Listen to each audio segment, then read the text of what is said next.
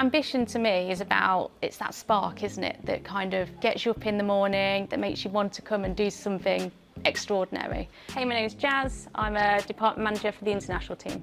My role's split 50-50 really, so the first half is managing the operation, making sure that runs smoothly, making sure that we offer that best-in-class service to our customers that Next is famed for.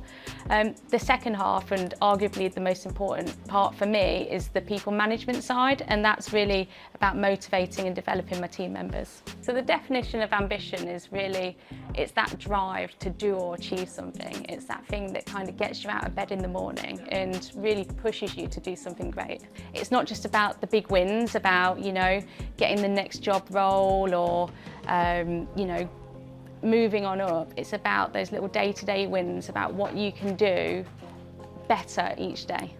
Just for example, as an advisor, every time you pick the phone up, you've got the ability to make a difference. You want to come off that call and think, I've given that customer the best service I could possibly have given them. And on the back of that, you've got your targets, like your resolution targets of productivity.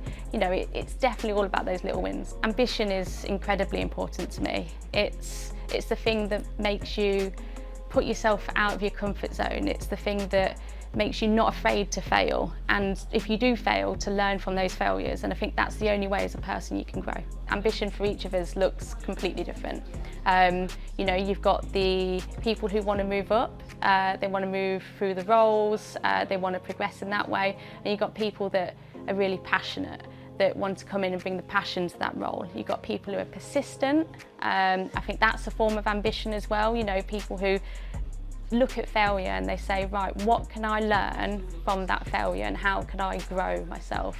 And then you've got the people who are like the visionaries. They might not want to become managers, but they're the ones that help us be creative and think outside the box. And I think championing ambition in all its formats is really important. What drives me might not drive you. My biggest drive is making a difference. It's coming in every day. I want people to know that I'm here, and I want people to leave knowing that, you know, they've had a better day because I've been in the department, and that I've got the opportunity to improve things, whether or not that's from a process side or from a people side of things. My passion is definitely people, and it baffles me how long it took me to come into a management role, knowing that that's always been a passion of mine. I love managing somebody, developing them and seeing them progress, and then seeing them kind of pass those kind of traits on to somebody else.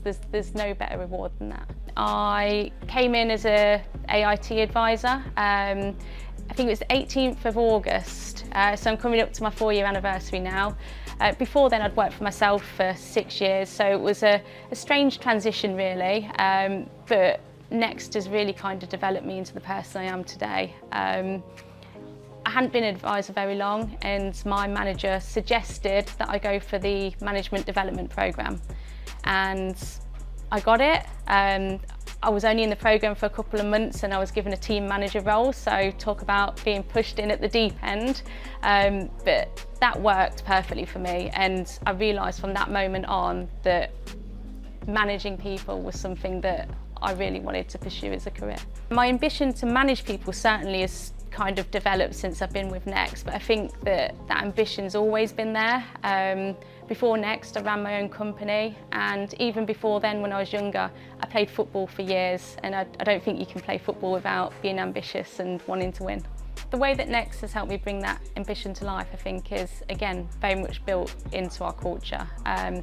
My manager obviously saw a spark in me, or something that, you know, she wished to develop, and she gave me that like gentle nudge to apply for the MDP programme. And I think from that, I developed so much confidence, and it was from that I went to team manager and then department manager, and you know, I want to keep going because I want to expand kind of like my area of influence. That's what, you know, I love managing people, and yeah, I love having the ability to make a difference.